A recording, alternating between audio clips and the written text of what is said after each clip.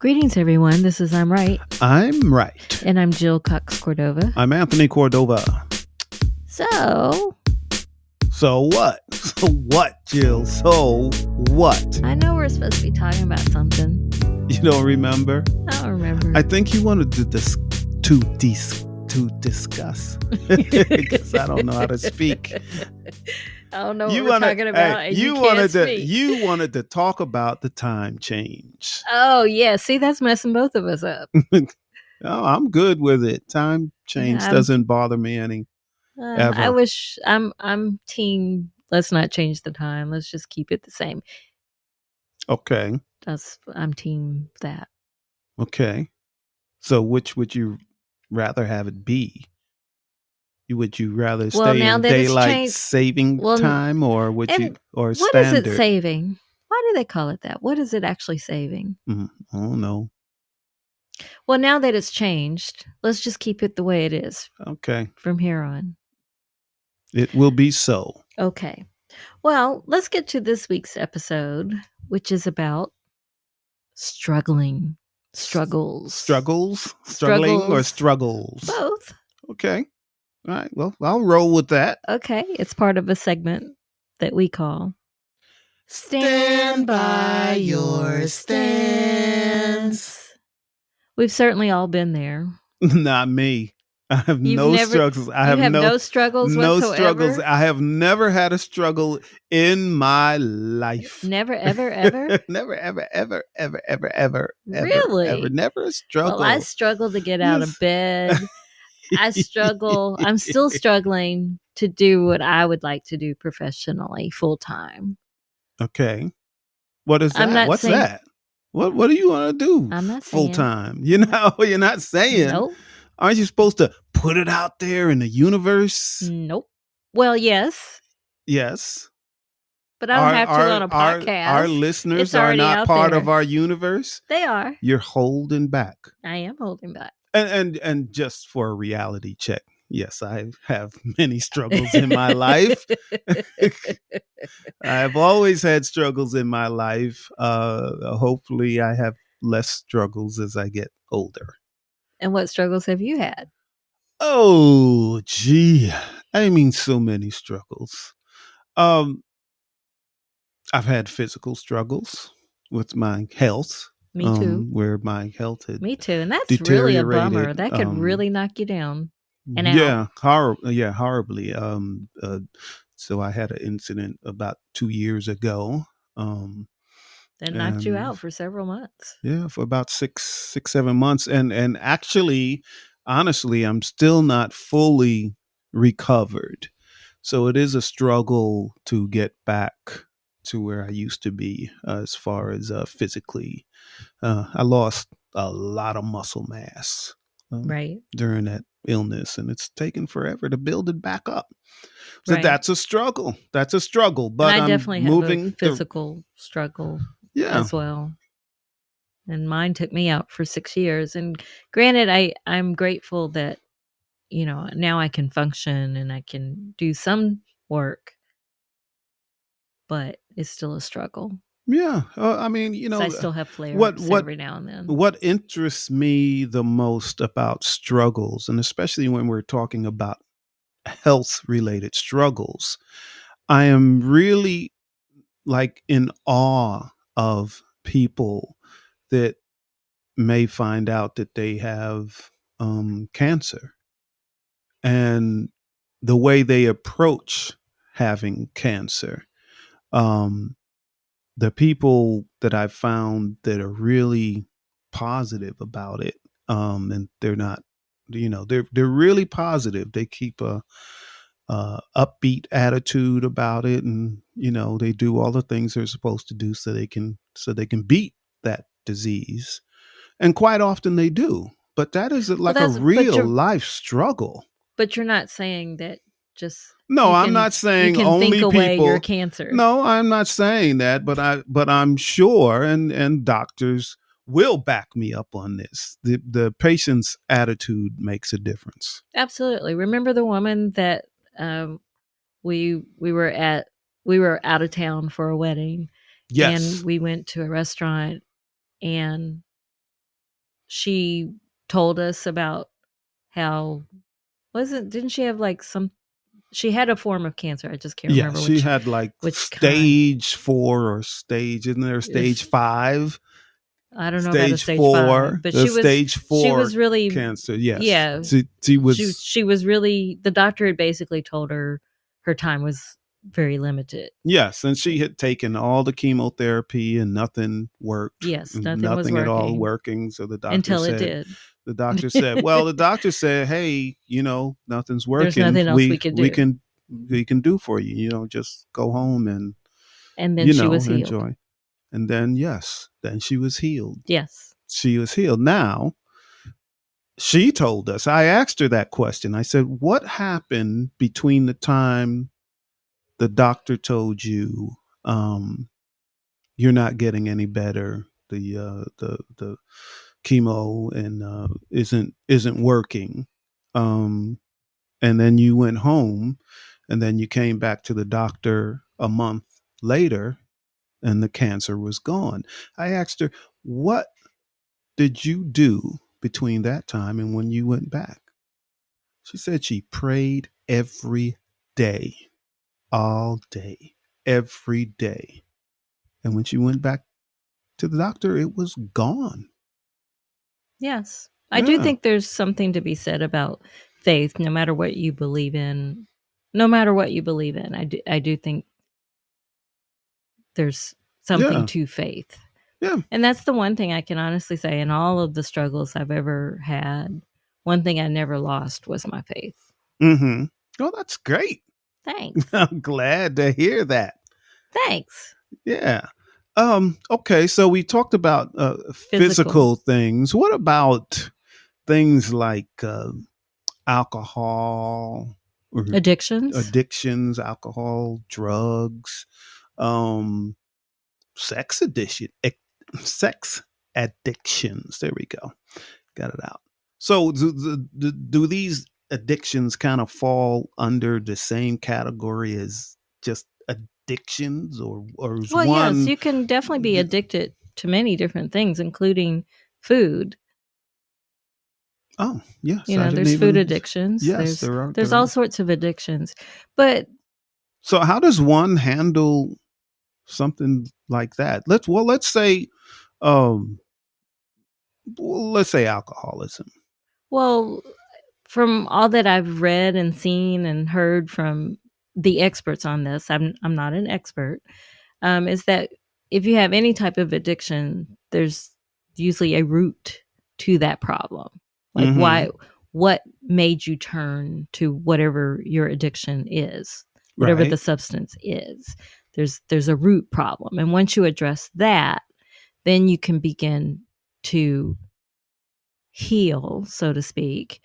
But what I also have seen and witnessed and encountered is that many addicts, if they give up whatever that addiction is to, like you said, alcohol. So if they're addicted to alcohol, they may replace it with something else. And hopefully that something else is better for them. Hopefully. Yeah. Now, do you think there's such a thing as a misdiagnosis for an addiction?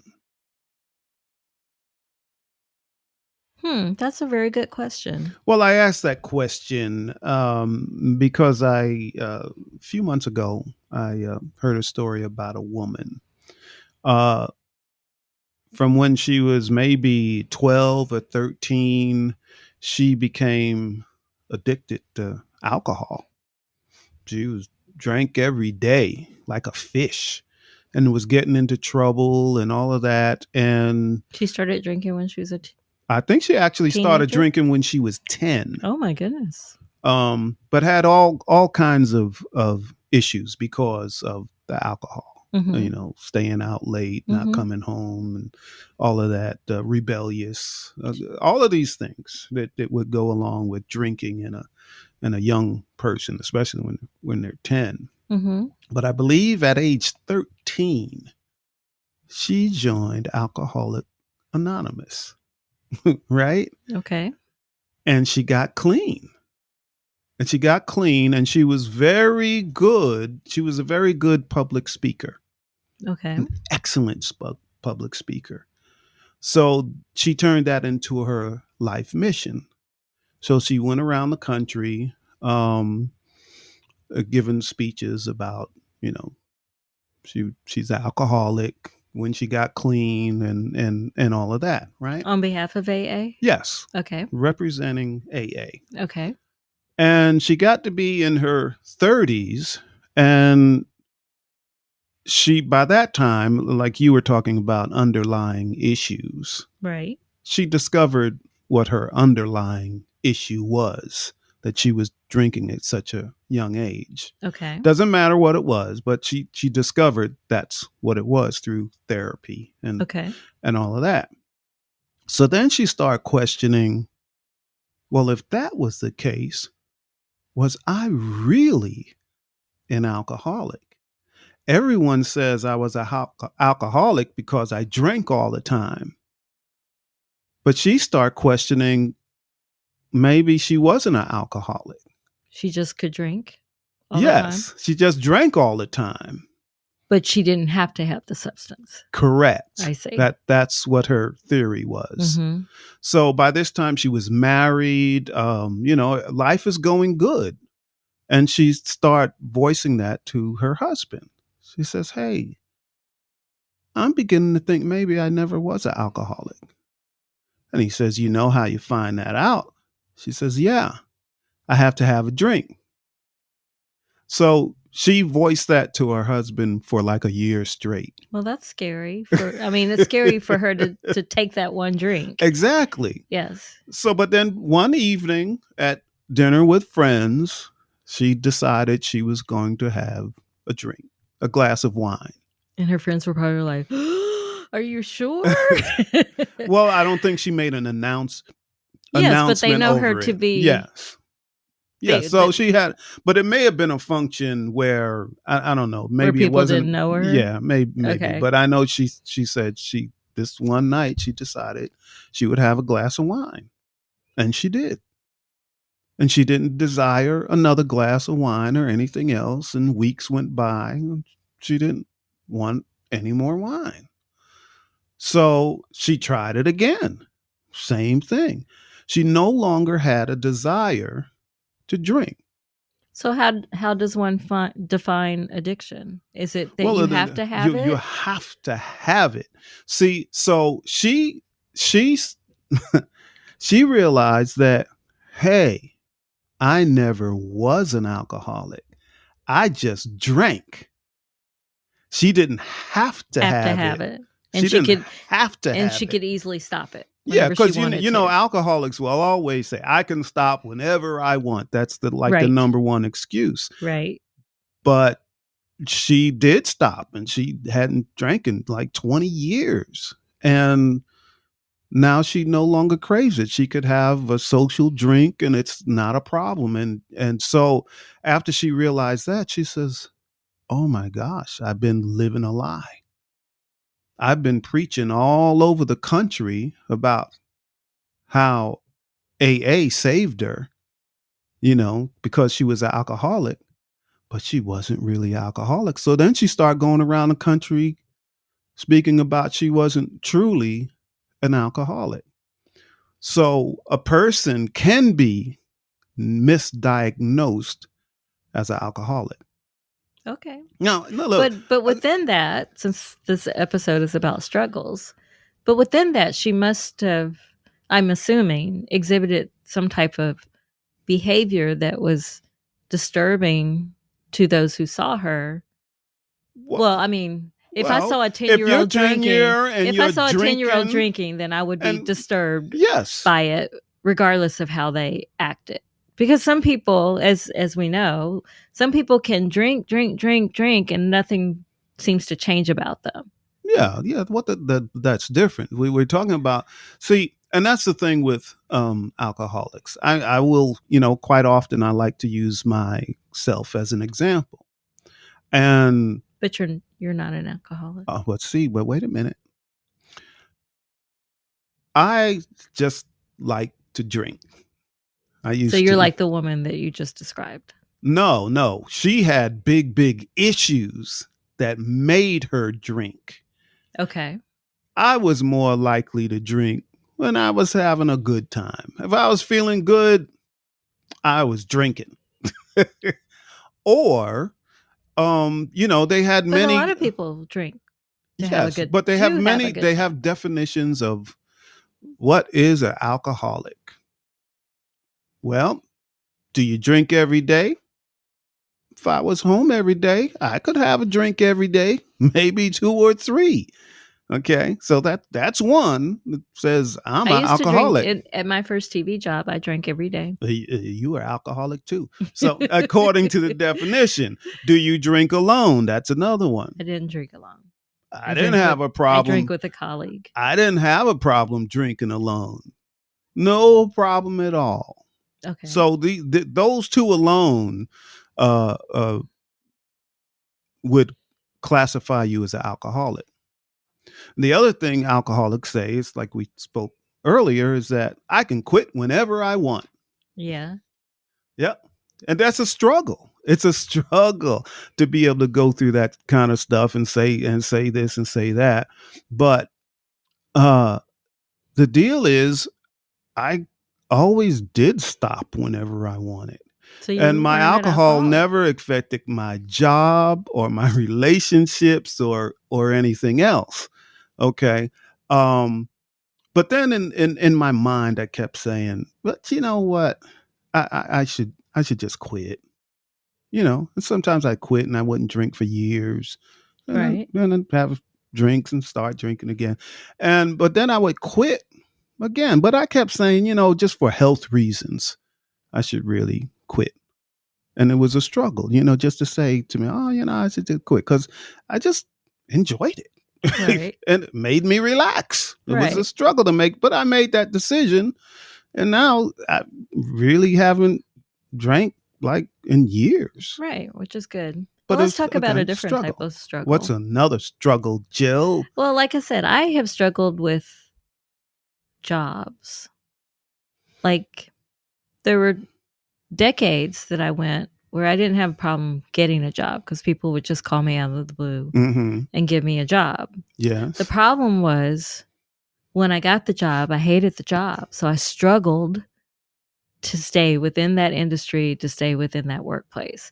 And about every 3 years, I would change jobs thinking that it must be better someplace else. And sometimes it was, but I still wasn't happy. And now I'm in a situation where I know what I should be doing, but that opportunity hasn't come yet. So I keep working and working and working, trying to get that break, get that opportunity. And it's not happening. It's a struggle. Sometimes it's a struggle to stay on track, because I know without a doubt that is what I'm supposed to do. I'm just not there yet. Yes, that is struggle. What part of that struggle affects you the most? That I can't control it. I have to rely on other people to make it happen. That's the biggest part for me, is that for the most part, every job we have, and even if you work for yourself, then you have to get clients. So there's a struggle there. Yeah, but when you work for yourself, you have a little more control. Yeah, you still might need to get clients and all of that, but you have control on how you pitch to new clients and all of that. So you have a little bit more control. But I think the situation that you're saying is like, you don't get to pitch anything. You don't, you just have to wait for somebody else to say, okay, yes, you're good you're enough, in, you're worthy. Yeah. Yes, you're in. And that sucks. Yeah, I never did go for that kind of struggle. Well, good for you. No, I mean, because I like to have more control over my destiny. Right. So I may, if it's a situation like that, I may choose to take a different route than taking the conventional route. Do you think I should take a different route? No, what's works for you works for you. It's not working. That's the struggle. Well, it has to be what you are comfortable with. What I may do and what you may do may be two different things. We're two different people. Might not be good for you. Yes, we are. We are, but it may not be good for you. But it's a struggle. But I'm glad you brought up jobs. A struggle with jobs, a career, because a lot of people have struggled within their jobs or the career they want, and they seem to never get anywhere. Yes. They can work years and they might be the best at what they do, and they still can't rise. So this is what I have to say about this. And I believe I said this back in 2020. You have to do something different. If you are at a job, you're in a career and it's just not going anywhere, you're not reaching the point you thought you should be in your life by this time, but you're still working that job, and you're dug in and you keep trying to succeed within that company, but it's not happening. Now, there's a lot of reasons. Do you think it's there's a lot of reasons it's not happening. Usually it's people. People are the problem. Yes. Well, or the person themselves can be that problem, maybe. True. But when I'm talking about doing something different, you have to assess the situation. Do you mean do something different, like go to a different company, or do something different, like do a whole different career? It may be, but you have to take a look within and start asking those hard questions. Why haven't I moved forward? Why haven't things gotten better for me? Might be because of yourself. Maybe you're doing something wrong.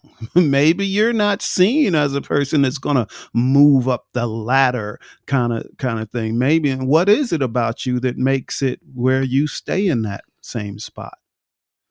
How do you interact with the people that you work with? How do you interact with the people that can give you a raise or give you a promotion? How do you interact with them?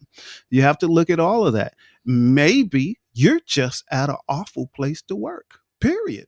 And it's never going to happen. It's never going to be better. You can stay there for 30, 20 years and it's not going to get better. There are places like that. Yes. So then you have to do different. And myself, if I saw, I'm going to start looking around. If I have to move to another state, I'll move to another state if it's going to better my career or what I'm trying to do, especially if it's something I like. Right. So a lot of struggles just involve, let's do something different. Right.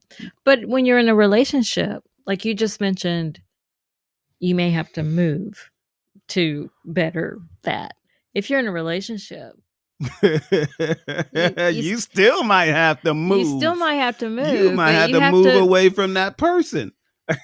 You might, but something has to be said about, discussing it with your significant other. Yeah. If you're married, that's one thing, and if you're, just dating, but you're committed to each other, that's another thing. Yes. Yeah. Oh, you know what? I'm going to bring us up now. I love to make me or us. In this case, it involves us, but me. This was a hypothetical. We were having a conversation. A hypothetical? Yes. It didn't really happen? No, it didn't really happen. Okay.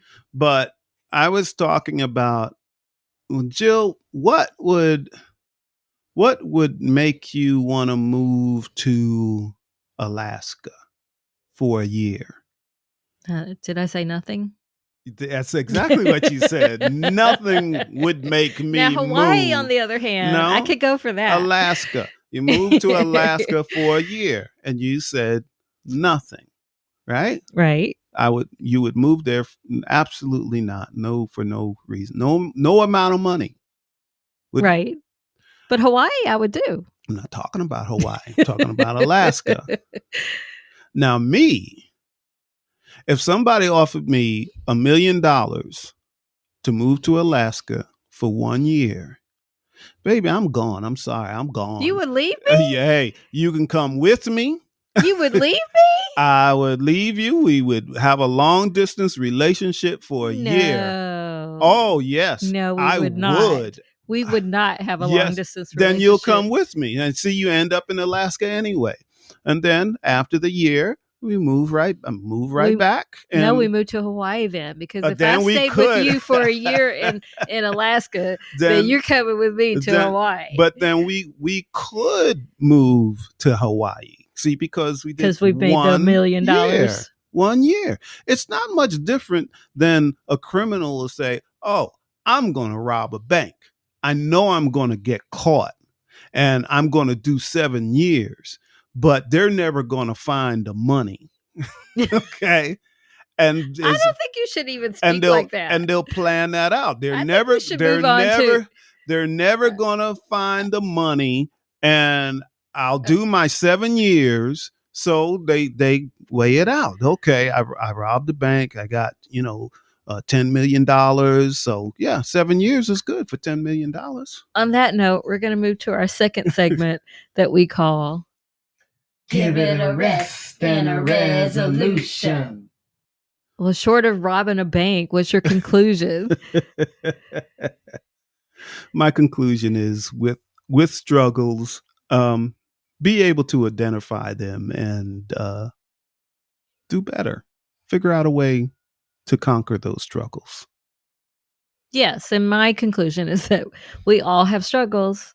And like you're saying, admit it to yourself. Admit what that is, and then figure out what you need or want to do about it. Yeah. All right. Well, let's get to our third segment that we call I'm trying to help you. We just gave advice, but do you have more? Yep. Okay.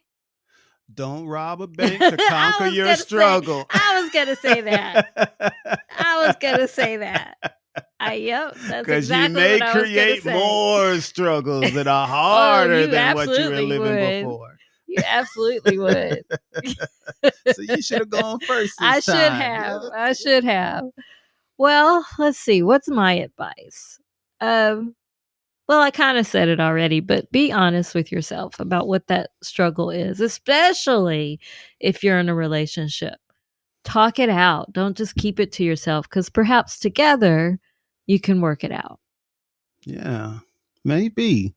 Yeah, I hope somebody calls in and offers me a job in Alaska for $1 million a year. Yeah.